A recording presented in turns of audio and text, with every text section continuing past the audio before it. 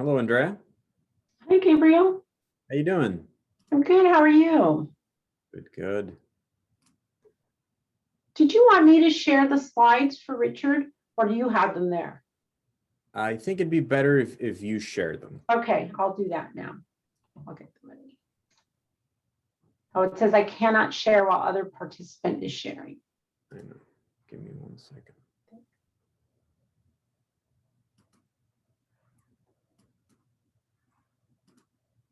There we go. Let's start interpretations.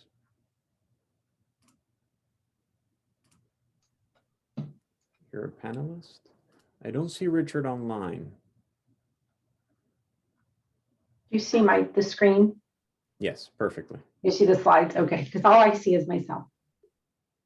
Richard said he wasn't able to connect, but I told him to try again. Okay.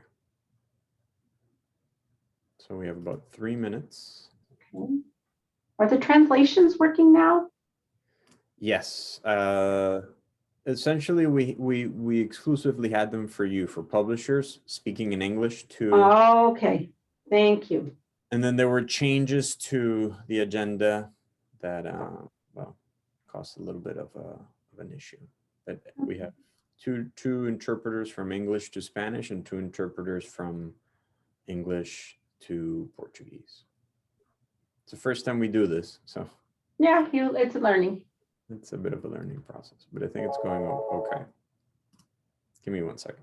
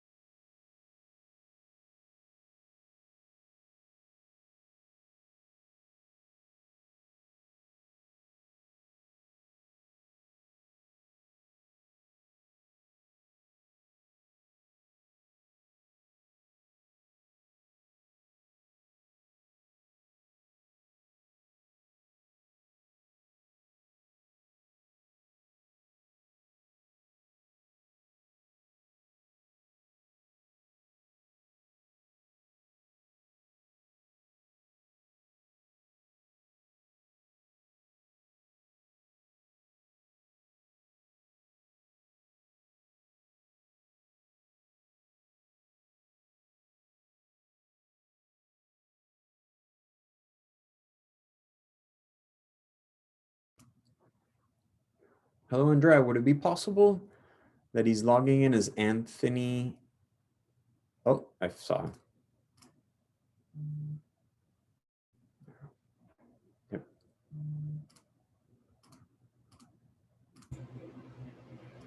Good morning, Andrea.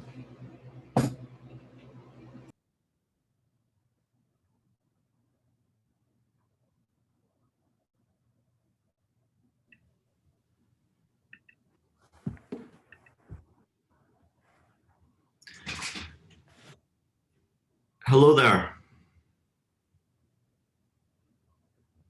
Hello, Richard. How are you? Good morning. This is Gabriel from ITMS. Hello, good morning. Can you hear me? Yes, perfectly, loud and clear. I've had some difficulty. I've switched laptop in the last couple of minutes. I couldn't access with my proper laptop, so I hope this will work fine. No worries. Welcome. Let's give Thank you. the group a couple more minutes to log in. We have Andrea and Trisha as panelists, so they have full control just in case, as well as Glenn, our product manager, who will be helping you. Welcome, Richard. Hello, how are you? I'm doing great. Thank you for joining us. Should I move the slides, or will someone else move the slides for me? I've got them, Richard. Oh, great. Thanks, Andrea. Can you see them? It should be up on the screen. Can you see I them? see it, yeah. Okay, I'll just Yeah. try to follow along.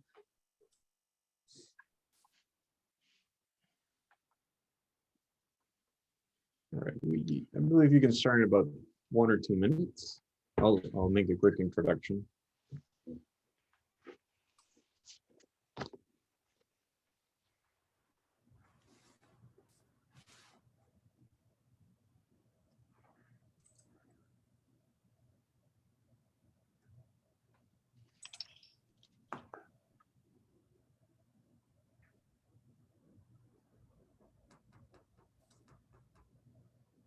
Good morning.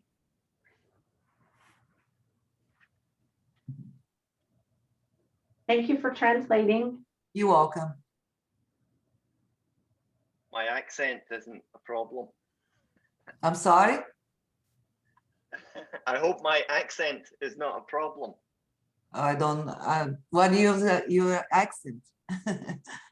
Hello, Nuda. I believe you're as a panelist.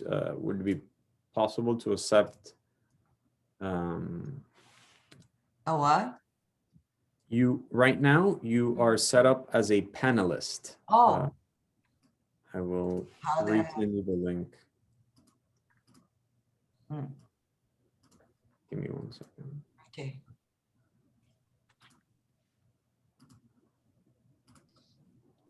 Okay, you begin.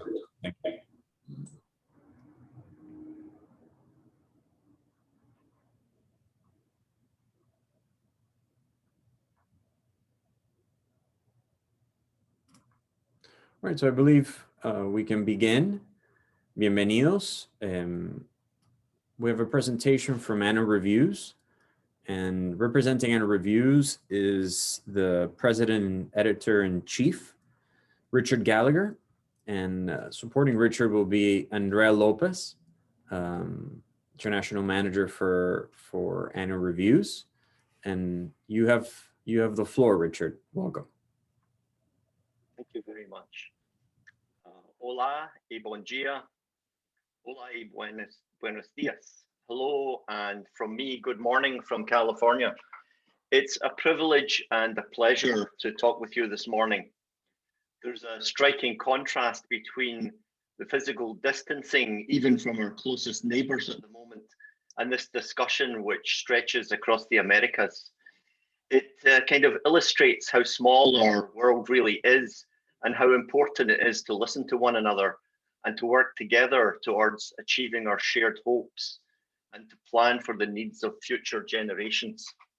I really admire the role of libraries and librarians in achieving this. Please let me also express my best wishes for the good health of everyone on the call and their families and friends. In this time of crisis, we must rely on our shared values and also on the power of science to find solutions. If there's anything that we at Annual Reviews might do to assist any organization or institution on this call, please let us know.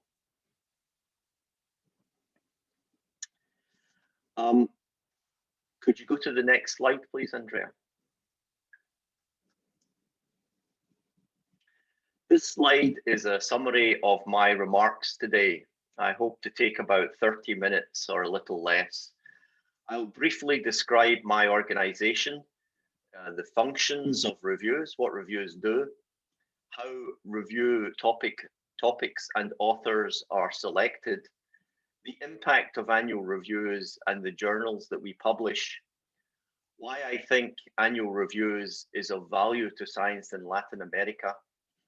I'll then go on to describe our approach to open access, which is called Subscribe to Open, offer a quick tour of our free science magazine, which is called Knowable, and end with some remarks on how I think we could work together to advance the cause of science in Latin American countries. Next slide, Andrea.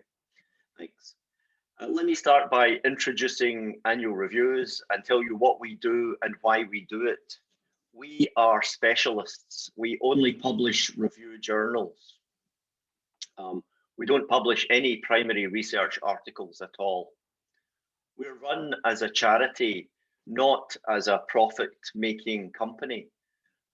Our products are priced to cover the cost, not to help shareholders or investors to profit from academic library institutions.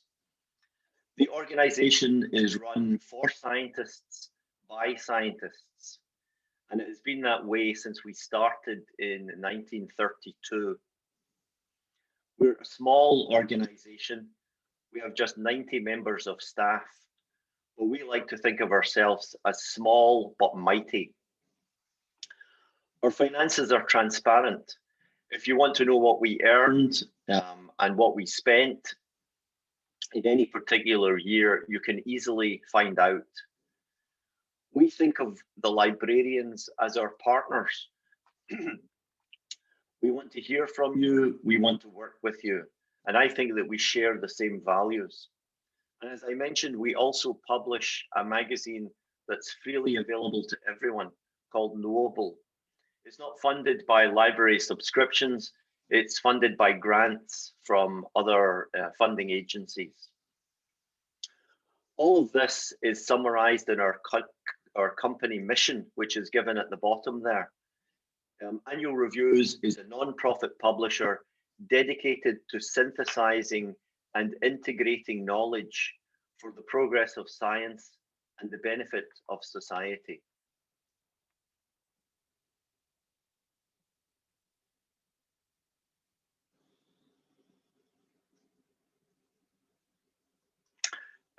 Yeah, that's it.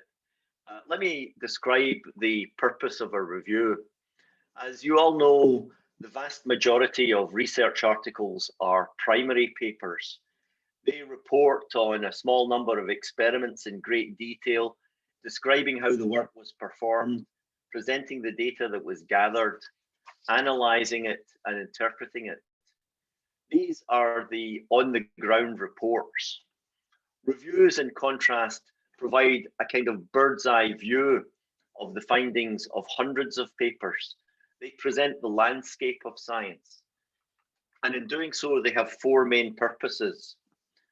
The first purpose is to capture current understanding of a topic, including what is well supported and what is controversial. Second, the review sets the work in historical context.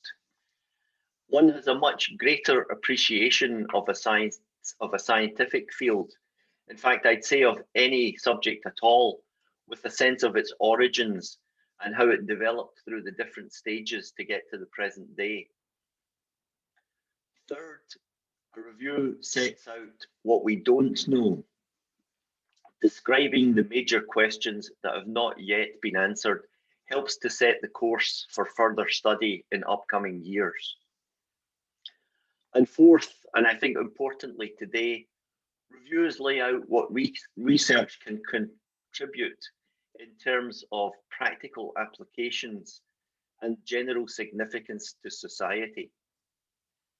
These four components make reviews crucial evaluations and summaries of knowledge about ourselves, our biology, about our planet and ecosystems, and about our place in the universe.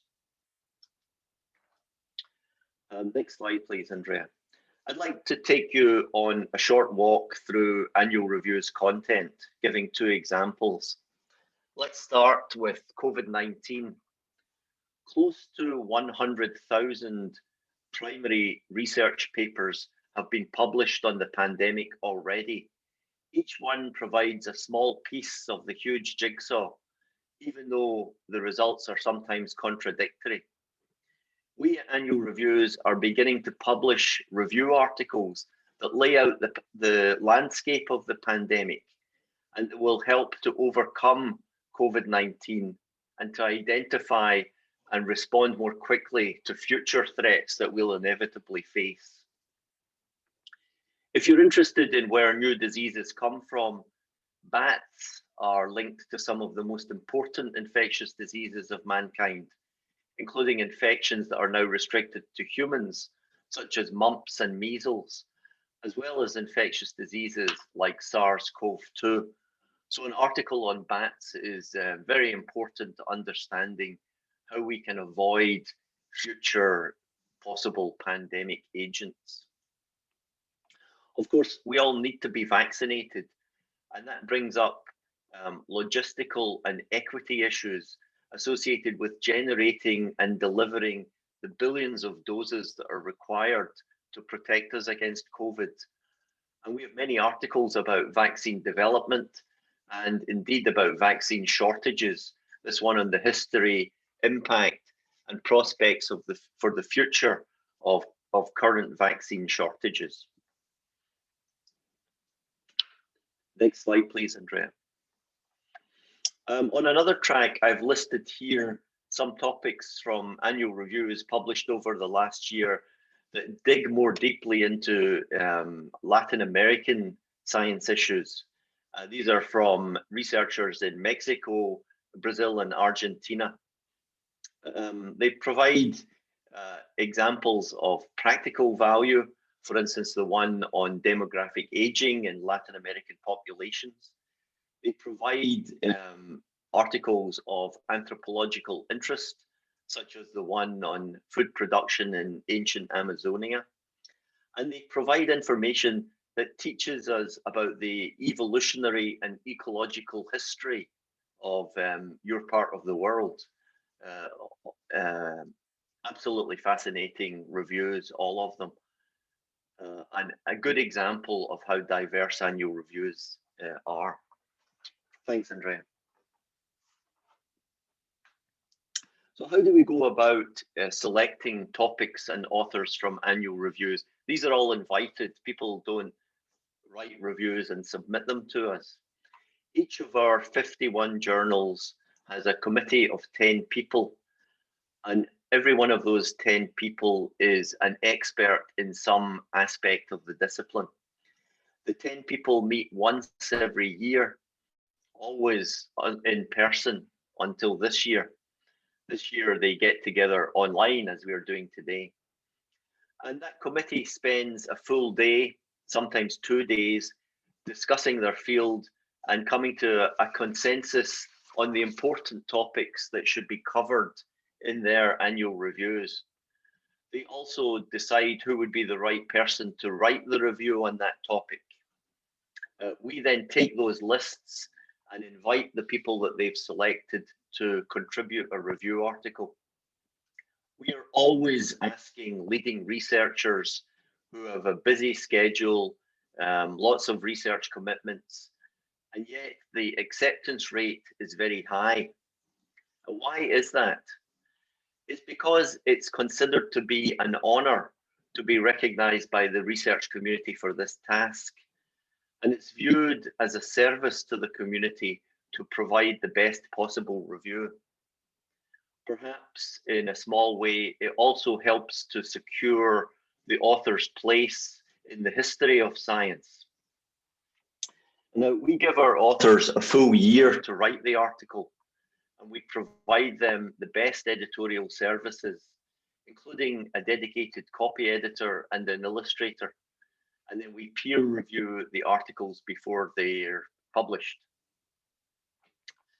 This focus on identifying topics that are appropriate for review at this time, getting leading contributors to write them, working to improve the articles and make them well illustrated, means that our publications have a very long shelf life. They're read and referenced not over years, but over decades, and they help to record the history of science and to define its future. The next slide, please, Andrea. Here is a partial list of institutes, research institutes in Latin America, from which we have had authors in the last 3 years. It's quite a substantial list. Next slide, Andrea. I should say there's also a very, very long list of Latin American trained researchers who work outside the country now in the United States or in Europe or elsewhere. who are authors of annual reviews articles as well. So this slide lists the number of authors from different countries in Latin America. Remember that we publish around 1,200 articles every year, so the numbers are pretty small. I would certainly admit that Latin American-based researchers, along with those of other non-Western countries, are underrepresented in our journals. And we are beginning to do a better job in recognizing the leading scientists in Latin America, and we will continue to improve in this and continue to have more authors from Latin America. There are a number of reasons for doing this, including fairness and good ethics, but also because it will make our journals better and of more value to the global research community. And after all, that's our goal. Next slide, Andrea. This slide describes the impact of annual reviews using journal impact factors. I want to acknowledge in passing that while impact factors are a useful shorthand, it's important that we don't overinterpret them. So as I've said, we've had 51 journals and they cover fields in life sciences, biomedicine, agriculture, physical sciences, social sciences, and economics.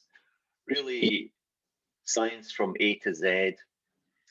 Well, actually, from astronomy and astrophysics to virology and vision science. So really only A to V. The journal citation report for 2019, published by Clarivate, gives us these results. 17 of our 51 journals were ranked #1 in a field, 11 were ranked #2, 7 were ranked #3, 8 were ranked #4, 3 were ranked #5, and 5 were ranked #6. This is an extraordinary finding. We have the same number of #1 ranked journals as a huge publisher like Springer Nature, and yet we only have 51 titles. And if we looked at the 5-year or 10-year impacts of citations, these annual reviews journals would be in even stronger positions because they have such a long half-life. Thanks, Andrea. I'd like to offer some thoughts, if I may, on why I think annual reviews might be of particular relevance and value to Latin American research, and therefore to you as the librarians for Latin American research. And I'd be really interested in knowing whether you agree with these. First of all, true value comes from annual reviews authors being world-class. Like librarians everywhere in the world, I'm sure that your budgets are very, very tight. You may be able to access vast collections of articles in a big deal, but with annual reviews, the topics and authors are handpicked, and you know that the quality is as high as possible. A second is efficiency. Researchers are very busy, and an annual reviews article summarizes 150 papers on average. So it's a great way to make the most of a researcher's time. Third, integration of research findings removes the risk of errors that are in individual papers. As I'm sure you know, reproducibility in research is a hot topic. It can take a long time to disprove a single data set that seems to offer an exciting new result. But reviews integrate findings across fields, across all the papers in a field, and any erroneous result sticks out and it can be flagged. So reviews are a way of keeping science on track, preventing time wasting and the pursuit of false leads. Reviews also keep researchers up to date with new developments in their field, and they're a great way of introducing researchers to new fields and new opportunities for interdisciplinary studies. a lot of the excitement in science happens at the interface between traditional research topics. And this is a way of a researcher being able to find out what's going on in related areas that they're not directly working in, and therefore finding new opportunities for study. Students, I think, are major beneficiaries of reviews as they are exposed to the insights of leading world experts in a given topic. I estimate that there must be at least 500,000 graduates in science, technology, education, and medicine in Latin America every year. Maybe there's many more than that.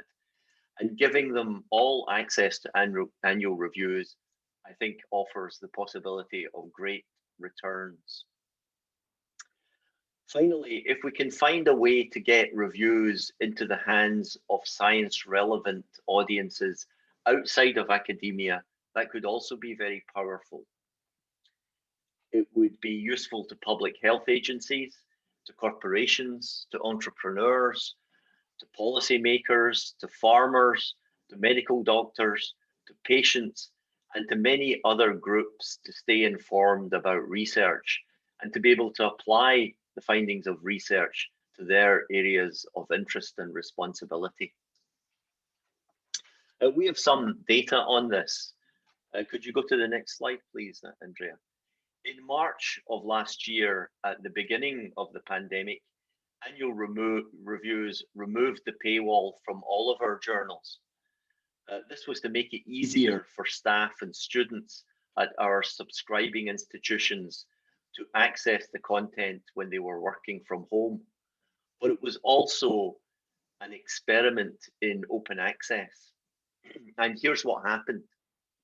In every single Latin American country, usage went up dramatically, by about half again in Brazil, by about 2 or 3-fold in Argentina, Chile, and Mexico, and by much more in other countries in Latin America.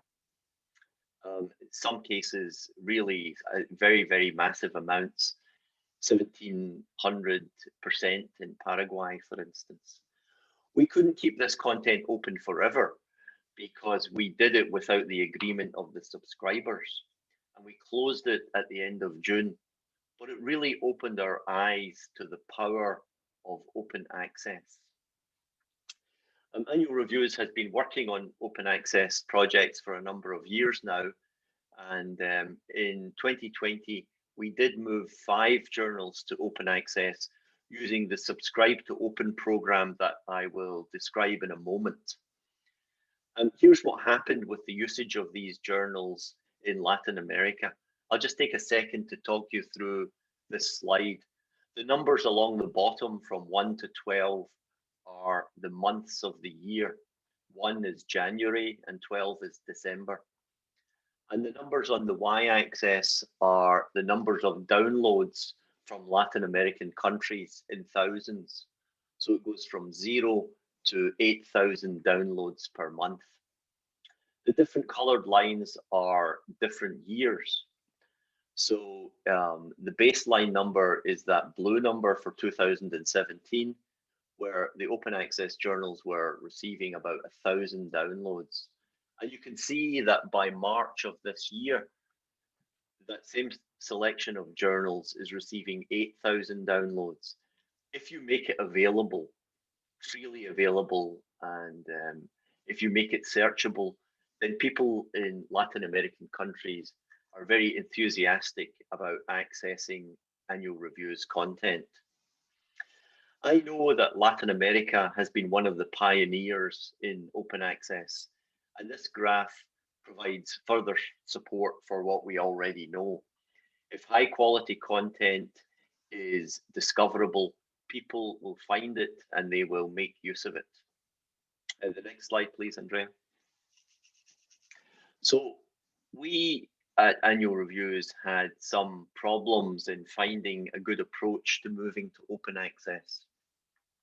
We can't use article processing charges or APCs because we invite articles and you can't follow up an invitation with a bill. So that was out.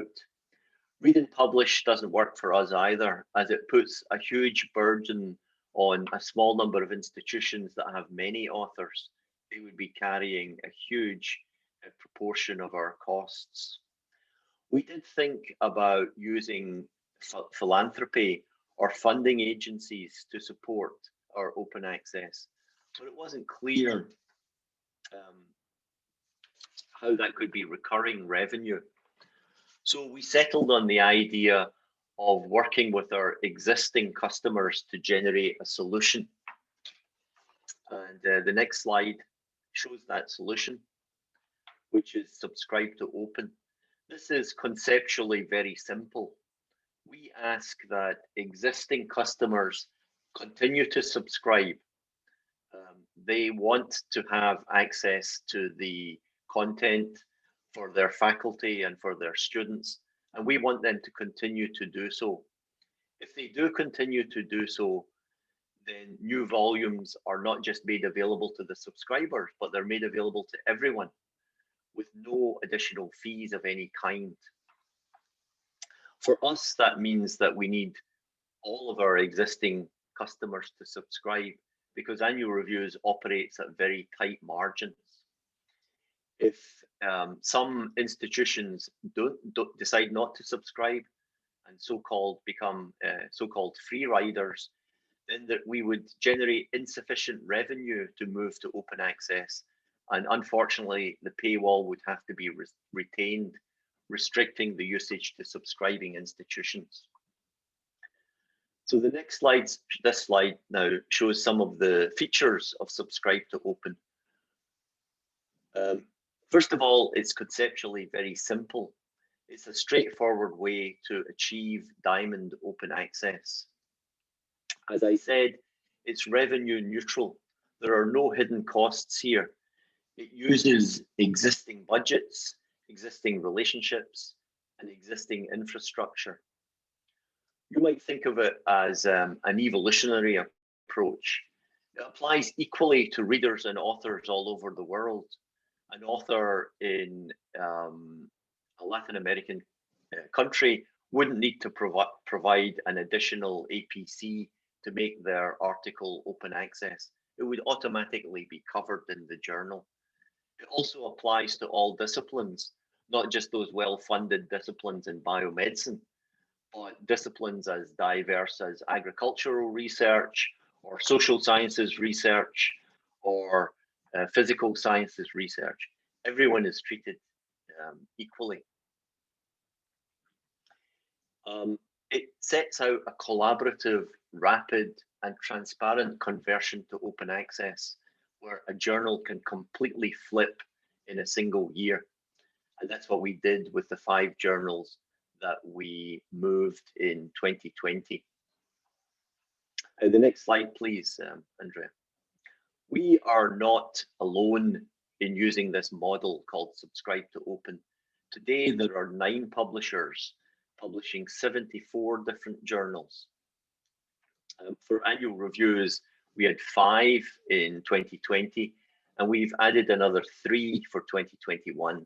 So we will be at a total of 8 subscribe to open journals. If you're interested in this model, if you want to comment, if you want to get involved, if you want to criticize us, then please do join our community, which is called the Subscribe to Open Community of Practice. And I've provided the web address there. Actually, my colleague, Andrea Lopez, who's operating the slides here, is the organizer or the co-organizer of the Community of Practice. And she and I would be delighted to have participation from countries in Latin America. The big question around subscribe to open, no, just go back, Andrea. I'm going to talk about subscribe to open for a few minutes, if I may. The big question around subscribe to open is sustainability. And it comes down to this question: why should libraries participate in subscribe to open? There surely must be temptations to cancel the subscription and hope that others pay, the so-called free rider problem. There's a simple answer to this, and that is if libraries take that choice, the conversion to open access will fail due to lack of funding for subscribe to open, and the toll access subscription will be retained. That's a negative reason to subscribe. I think that there are very positive reasons to subscribe to open. Institutes of learning, I think, have a responsibility, indeed a privilege, of enriching the wider community. For instance, using subscribe to open, the University of Santiago or of Sao Paulo or of Buenos Aires or UNAM in Mexico City could, without spending any additional money, provide every resident of Santiago, Sao Paulo, Buenos Aires and Mexico City with free access to information. This isn't just theoretical. These opportunities are being taken by public health departments, by social justice organizations, by people whose parents have Alzheimer's or cancer, by the parents of kids who've got learning disorders, by amateur astronomers, by agricultural organizations who are trying to understand climate change, and so on and so forth. It should be a source of great pride and satisfaction for subscribing organizations that you are providing this knowledge, that you are fighting against ignorance and deliberate misinformation, that your institutions are reaching outside their walls to empower your neighbors. The responsibility, of course, should be accompanied by recognition. And we intend to use the geolocation information of users to provide them with knowledge that the free access that they enjoy is provided in part with the support of their local subscribing institution, so that the institution is acknowledged in the neighborhood, in the city, in the state, in the country. So the goal of open access is to spread responsibility and to share credit. I believe that it's a healthy, fair, and empowering way to open access. There are other approaches, and I applaud that some publishers and major institutions are taking steps to achieve open access by centralizing publishing payments around a few elite institutions in a small handful of countries. Subscribe to open is a different approach. I think it's a complementary approach. It will help us to move away from transactional relationships to a sense of collaboration amongst publishers and a wide range of institutions. Hopefully more and more institutions rather than fewer and fewer. And as an aside, I think that publication is just the beginning of the process of connecting research to a wider society. We as publishers and you as institutions of learning could together serve as a bridge between research and the public, and the subscribe to open approach sets this up very well. Another thing that sets this up very well is Knowable magazine. Thanks, Andrea. I'd like to tell you a bit about that because I think it's one way that we could work together. This is the homepage of Knowable magazine, which is a popular, freely accessible digital science publication for students and for the general public that Annual Reviews publishes. As you can see, the content is quite diverse. The site is funded by grants, it's not funded by subscriptions, and it's free for everyone to use. In a way, it's a gift. The purpose of Knowable is to translate complex science for diverse audiences who may not be very well trained in science, but who have an interest in it. I don't know what the next slide is, Andrea. I don't know if it's, yeah. So it translates complex slides for diverse audiences. It includes written articles, it includes graphics, it includes videos, it includes cartoons, it includes discussions. For every topic we make, related annual reviews articles freely accessible, meaning that readers can take a deep dive into the subject. All of the Knowable articles are published using CC BY licenses, meaning that it's free for anyone to reuse. For example, you could republish relevant articles on your institution's website without asking. You can just take it and republish it there. This republication really increases the audience, and we have agreements with major newspapers in the United States, such as the Washington Post, and with magazines such as The Atlantic, with news sites such as the BBC and the Los Angeles Times and Newsweek to republish Knowable magazine articles. They do so every day. The next slide shows examples of republication of Knowable articles in Latin America. One is from a Brazilian publication called Científica, and the other is from a Mexican publication, Letras Libres. I hope that we will start to see this happen more and more often. In fact, I would love to have Spanish and Portuguese versions of Knowable so that people can much more easily read and understand what's going on in science in their own languages. In closing, I'd like to suggest that we move from a relationship of vendor and customer to one where we're partners. As we explore how we can move all annual reviews journals to subscribe to open, we would really like to have partners to test this. We would like to expand access to all of our articles within a given country or a given region using a subscribe to open license. Science is clearly very important to the growth and development of Latin American countries. And I think that the integration of scientific knowledge that annual reviews provides could be a real help in maximizing this growth. We would also like to find partners to publish Knowable magazine as a whole, or specific articles in Spanish and Portuguese. You have huge potential audiences in your region of the world, and such a publication could provide opportunities to showcase things that are going on in your institution. All we really need is to find the funds to translate, to host, and to promote such a site.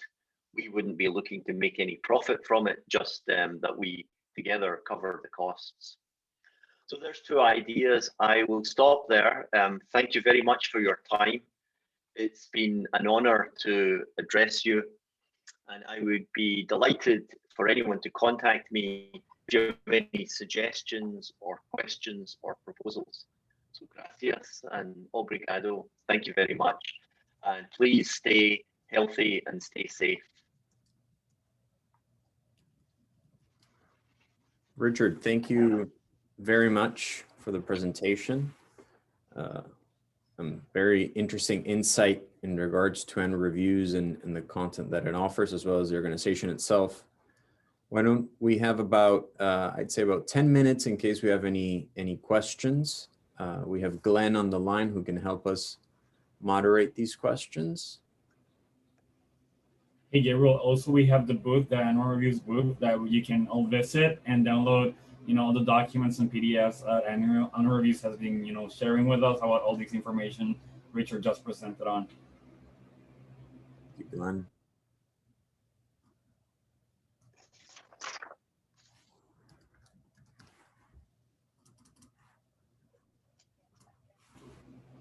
Any questions? ¿Alguna pregunta que quieran hacer al equipo de annual reviews o el de ITMS?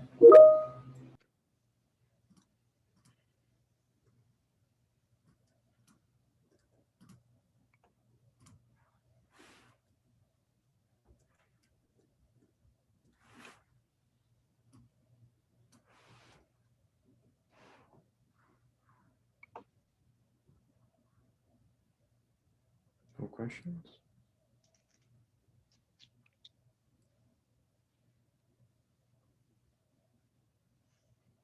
También les dejamos saber que tienen la opción de realizar preguntas directamente al equipo de Annual Reviews vía, vía el chat, que puede ser accedido vía el virtual booth de Annual Reviews o vía el menú principal arriba en navegación.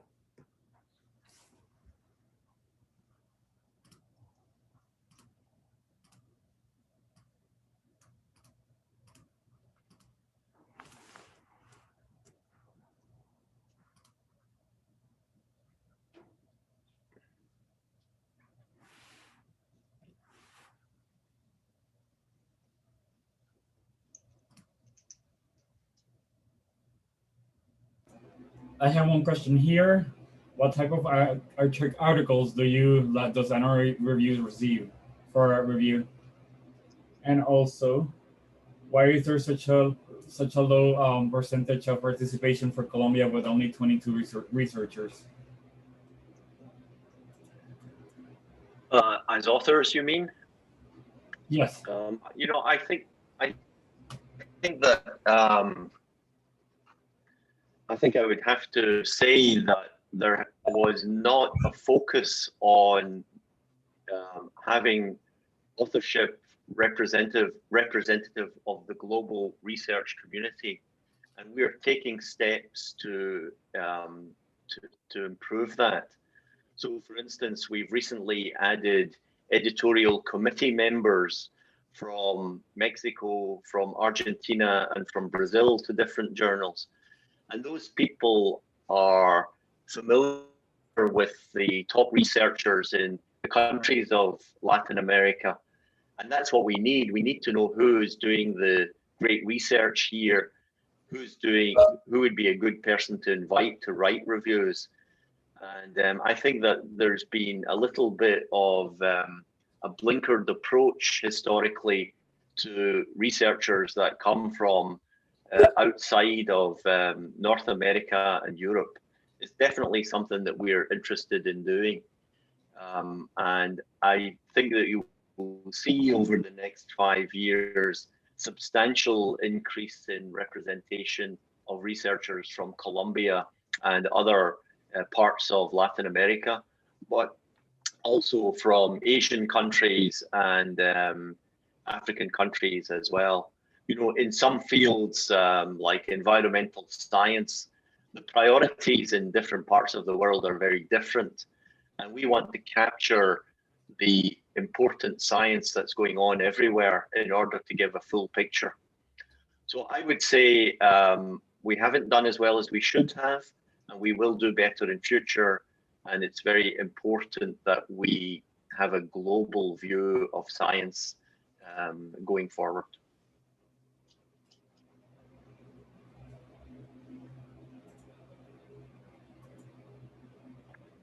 You know, I should say as well that there are other aspects of representation. I'm sure everyone is aware of the social justice issues in the United States. The scientific community has not been immune from criticism. And one of the things that we are doing is adding Black researchers to our panel because I think they've been underrepresented as well. We've been underrepresented in what we in the United States view as our Latino community. I think we've added more people there, and it's only very recently that we've been able to have an appropriate balance of gender. So we've added a lot more female researchers to our committees and to our authors as well. So I think it's just part of the realization that science hasn't been, or the selection of authors for reviews hasn't been completely fair, and we're working to improve that. Richard, here I have another question that you mentioned the possibility about being allies or looking for allies. What can be done? I mean, can you expand on that idea of, searching for allies? Yes, I mean, I think that in one respect, the role of institutes of higher education is to play a key role in society, in making sure, you know, one of the huge plagues at the moment is misinformation, people being misled for political reasons or for other reasons, unscientific data, propaganda, and the misleading of entire communities on subjects.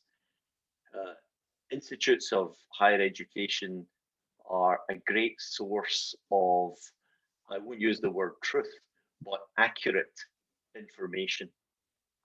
And I think that with annual reviews being freely available, we can work together with institutions to provide briefings, to provide discussion topics, maybe even live debates, to help institutions to make the general public more comfortable with scientific information and more trusting of the experts, the scientific experts in their community.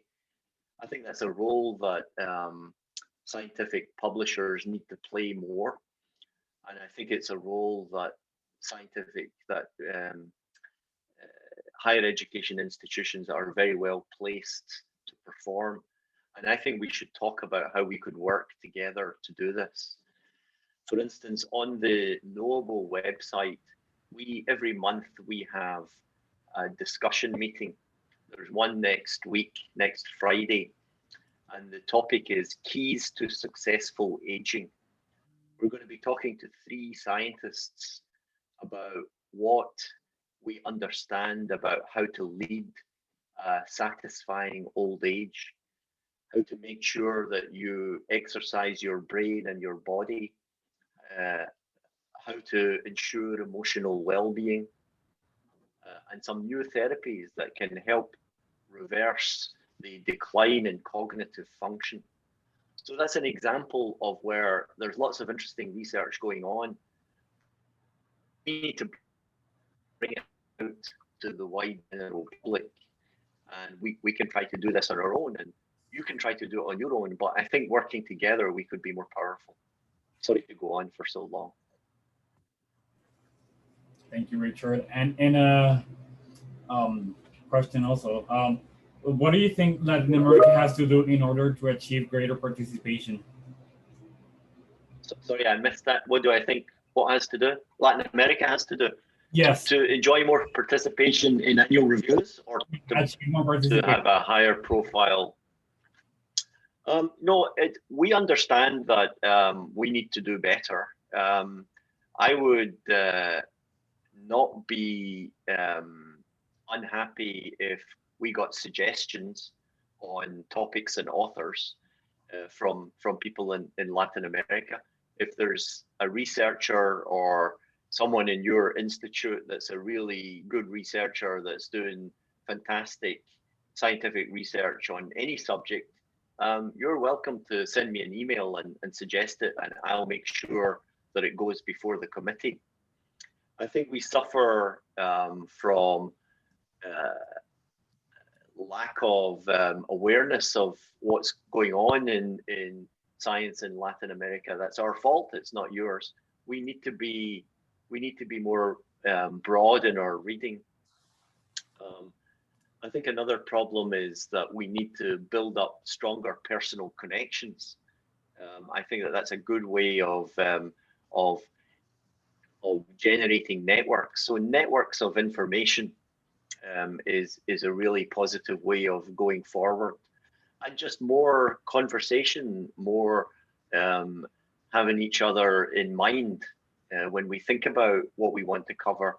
I think these are all important issues, not just focusing on Latin American countries when there's a crisis or when there's, I don't know, a big soccer tournament or something like that, but to have in our minds that there are very interesting scientific cultures there, and maybe they can teach us a lot about how to do science. Certainly, we've learned a lot from Latin America about how to do open science. And there could be many other things that we can learn from. So don't be shy in stepping forward and contacting us. And we'll try to be more inclusive in our actions as well. Thank you, Richard. Thank you, Richard. Well, I think if they have any other questions, it'd be great for them to post them on the chat, and then we'll also share those comments with you and the rest of the Annual Reviews team. I thank you for your time, and I thank you for your presentation. It was excellent. And thank you so much. Thank you, Richard. Y les damos las gracias a ustedes también. Cualquier pregunta que tengan, las pueden subir al sistema de chat del Virtual Booth de Annual Reviews y los esperamos para la próxima presentación. Muchas gracias. Thank you. Thank you all. Gracias. Thank you.